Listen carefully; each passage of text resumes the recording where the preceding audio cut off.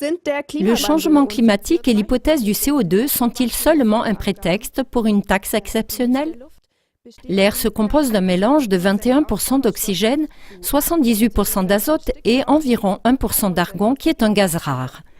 Le dioxyde de carbone, appelé CO2, a seulement une concentration de 0,038% dans l'air.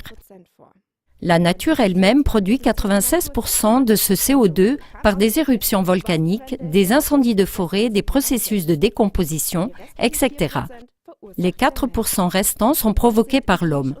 Dans le mélange de notre air, cela ne représente effectivement que 0,00152%.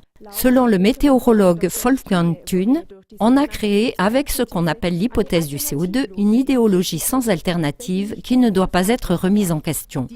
Cette hypothèse prétend que le dioxyde de carbone nuit au climat et représente le moteur du changement climatique.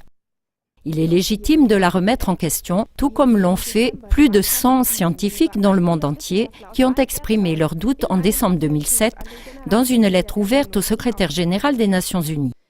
Mais ces arguments concluants contre le CO2 ont été totalement ignorés ou présentés comme non valables.